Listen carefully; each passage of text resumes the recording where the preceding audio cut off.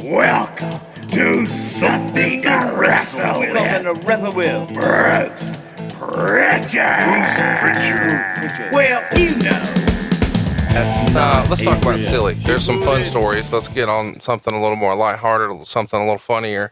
2 quick stories I'd like for you to help us share. This is not in my notes anywhere, but I know you've told me these before. Jim Ross tells a story of Cornette being stopped at the border. Oh my God. You've told me a story about the way Cornette handles his room and hotel rooms with the wait staff and the maid services. And then finally, I know there was an incident, or I believe there was an incident where you guys were shooting something during a hardcore match, or it was a backstage vignette or skit, and it involved Cornette's car. Oh. So catch us up on those, and we'll start with the last one first. Cornette's car. What happened? Atlantic City, New Jersey. We were shooting television and we were live. They pre-taped a fight between the Boricuas and the Nation of Domination. So 1997. Okay. And they were in the parking lot where all the talent and everybody, the staff parked out by the television trucks. And there was a spot where the Godfather, at the time, took a bump on a car. And when he took a bump on the car, he rolled. And when he rolled onto the back window of the car. And just his weight, I mean, God, he was 320 pounds, but it was the right place, right time, right inertia, whatever. The back window just shattered and popped and exploded. Well, everybody thinks that, oh, hey, it was a gimmick car and they planned on busting out the back window. No, it was a complete accident. It happened in the midst of this fight. He just took a bump. He thought he was going to kind of bump onto the car, but he rolled. And when he rolled onto the back window and it exploded. So everybody, after they finish it all up and everybody's standing around like, oh my God, we got to find out whose car that is. Whose car is that? Well, it's Connecticut plates or whatever plates there were on it. And they put 2 and 2 together. It's Jim Cornette's car.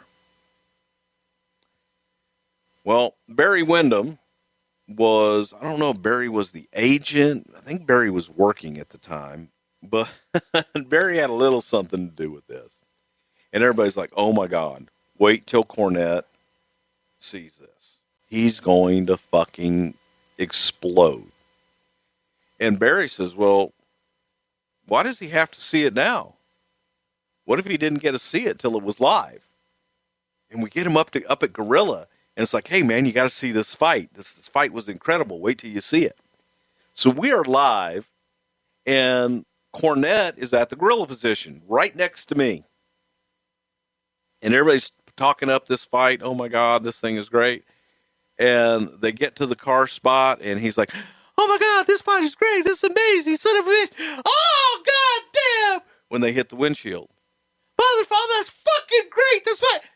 Hey, what? That's my goddamn car! That's my goddamn car, Hey, that's my goddamn car! And he gets up. Not a rental. No, it's his personal fucking car. And he takes off to the back. And as he takes off to the back, he gets back there and he sees that his car, the back window, is shattered. He's so fucking mad. Now, he's not mad, per se, at the back window being busted out. He's mad that he had to watch it live and that nobody told him. So he goes to get into the trunk. And as he goes to get into the trunk, You're saying open the trunk. You don't mean he's climbing in his own trunk. Well, yeah, get into it. Open the trunk. Well, they know what I'm fucking talking about. Somebody's going to fucking tweet us if I don't clarify. Okay. So he goes in, and of course, because everybody has a baseball bat in their trunk. And everybody key. Of course. So Cornette takes a baseball bat out because he's ready to air out the rest of his goddamn car. Because I guess that's what you do when the back window gets popped out of your car. You bash out the rest of your windows. And he starts taking a baseball bat to his car, bashing in the trunk, and going around and hitting his own car, his own vehicle, with a baseball bat. The Hebners come running out, and they're afraid that he's going to just start taking the baseball bat and attacking people, and they're trying to calm him down, and he can't get calmed down, and finally they get him to put the bat up, and Jimmy goes back into the building to get his bag, and he's out of there, and in between... Cornette says it was a janitor, but it was actually the manager of the building and his son tried to stop Cornette for an autograph. Oh, hey, Jim Cornette, hey, can I get your autograph? Fuck you, you motherfucker! I'll kill you and your goddamn snot-nosed little motherfucking son! And fuck you, and fuck goddamn New Jersey, and fuck Atlantic City, and fuck it! A fuck you fest. Gets his bag, throws it in his car, and peels out of the parking lot. He's gone. This is before the age of cell phones, too. And even if they had cell phones, Cornette wouldn't have had one at that time. He leaves. He goes home. We don't hear from him for days. I call him, leave a message on his machine, doesn't call back. Vince calls him. Leaves messages on his machine. He don't call back. Finally, about the third day, Jim Ross calls him. Corny, what we got to do, bud? It was an accident. And finally, Jim talks to JR. And we agree, it's like, well, man, we'll take care of it. It was an accident. So we agree to do his front and back window, because his front window was cracked and all this other shit.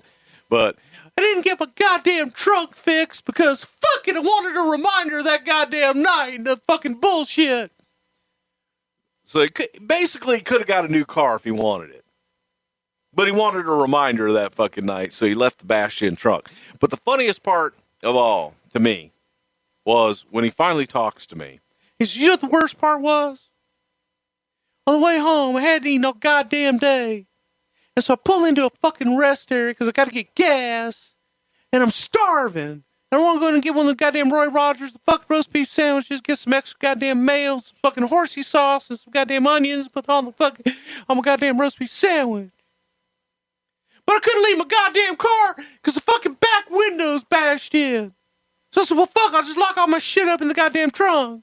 But my trunk wouldn't lock because I bashed in the trunk with a baseball bat. So I couldn't even go in the goddamn Roy Rogers and get my goddamn roast beef because I couldn't leave my goddamn car in a goddamn Yankee motherfucking goddamn parking lot, motherfuckers. Fuck.